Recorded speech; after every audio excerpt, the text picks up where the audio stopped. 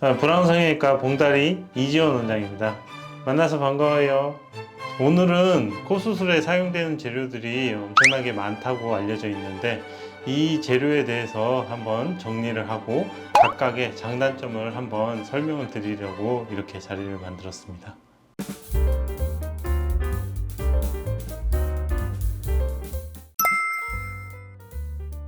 이제 크게 사용하는 재료에는 두 가지 분류로 나눌 수가 있습니다. 첫 번째는 콧대에 사용하는 재료, 두 번째는 코끝에 사용하는 재료로 나눠서 설명을 드릴게요. 이제 첫 번째, 콧대에 사용하는 재료는 과거부터 흔하게 사용하는 실리콘이 있으며 고어텍스를 중간에 사용하기도 하였고, 최근에는 진피를 이용해서 콧대를 높여주는 방법을 이용하는 경우도 있습니다. 간혹 본인 늑연골이나 기증 늑연골을 이용해서 콧대를 세워주는 경우도 있을 수 있습니다.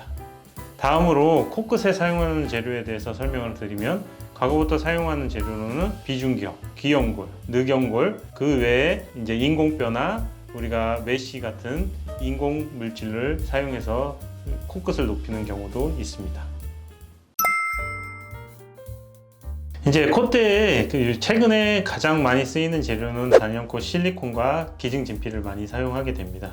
과거에는 고텍스라든지 다른 재료를 사용하기도 했는데, 고텍스 같은 경우에는 조직과 너무 유착이 되면서 굴곡이 드러난다든지 이런 단점 때문에 최근에는 많이 사용하지 않고 있으며, 우리가 실리콘은 과거에서부터 가장 흔하게 사용되어 왔고, 동양인의 경우 콧대가 워낙 낮기 때문에 실리콘을 가장 선호하게 됩니다. 하지만 실리콘의 가장 큰 단점은 이물감이라든지 실리콘이 오래되면서 우리가 이물 반응 때문에 염증이 생기면서 구축이 된다든지 실리콘이 피부를 뚫고 나온다든지 이런 부작용들을 많이 걱정들을 하시기 때문에 실리콘에 대한 거부감이나 두려움을 갖는 경우가 있습니다. 어느 정도 콧대는 높이는데 안전한 재료를 찾는 경우에 기증 진피를 우리가 선택을 할 수가 있는데요. 하지만 단점 같은 경우는 우리가 충분한 높이를 얻기에는 조금 부족함이 있고, 우리가 자연스러운 콧대를 원하는 경우에는 가능하나 드라마틱한 콧대 효과를 원하는 경우에는 기증 진피보다는 실리콘을 선호하는 경우가 많습니다. 일단 환자분들이 처음에 왔었을 때 이제 코끝에 사용하는 재료에 대해서 많이 궁금해들 하실 겁니다. 병원마다 수술 방법이 워낙 다르기 때문에 추천하는 재료도 다를 거고요. 하지만 이런 재료 선택에서 있어서 제일 중요한 거는 일단 환자의 코 상태와 앞으로 원하는 코끝의 모양이라든지 이런 부분을 고려해서 코끝 재료를 결정하게 됩니다.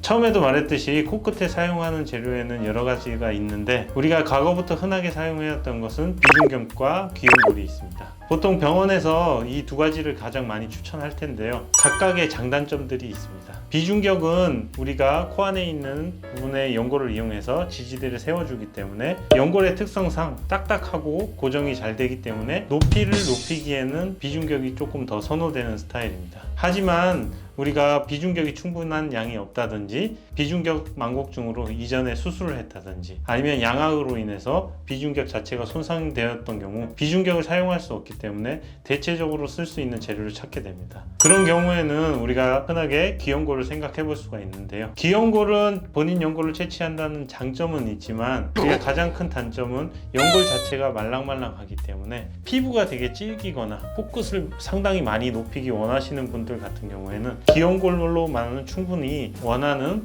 코끝의 모양을 만들기는 상당히 어렵기 때문에 다른 재료를 추천받는 경우가 있을 겁니다. 비중격도 안 되고 귀연골로도 코끝을 충분히 못 세우는 경우에 대체적으로 사용할 수 있는 부분이 늑연골 재료입니다. 늑연골 재료에는 우리가 자가 늑연골과 기증 늑연골이 있습니다. 늑연골의 가장 큰 장점은 충분한 높이를 만들기에 재료가 충분하고 강도도 튼튼하기 때문에 시간이 지남에 따라서 코끝이 떨어진다든지 이런 부분을 예방해 줄 수 있기 때문에 첫 수술로도 늑연골을 선호하는 경우도 있을 수 있습니다. 특히 재수술을 고려하는 경우에 가장 많이 들었던 얘기가 자가늑연골과 기증늑연골에 대해서 많이 들으셨을 겁니다. 자가늑연골과 기증늑연골을 비교했을 때 당연히 자가늑연골이 오래 지속됐을 때 훨씬 더 튼튼함이 유지되는 것은 명확한 사실입니다. 하지만 이런 장단점을 비교하면서 우리가 기증늑연골도 충분히 본인이 원하는 만큼의 모양을 만들어낼 수 있을 만큼 강도를 튼튼한 것을 선택해서 수술을 하게 된다면 원하는 목적에 코 모양을 달성할 수 있기에 무작정 기직늑연골은 자가늑연골보다 나쁘다고 판단하는 것보다는 자가늑연골을 선택할지 기직늑연골을 선택할지 충분한 상담을 통해서 결정하는 게 좋을 것으로 생각됩니다. 오늘은 간단하게 코 수술에 사용되는 재료들을 요약해서 말씀드렸고 장단점에 대해서도 간단히 설명드렸습니다. 어려운 내용이었지만 영상 시청해 주셔서 감사합니다. 다음에 또 만나요.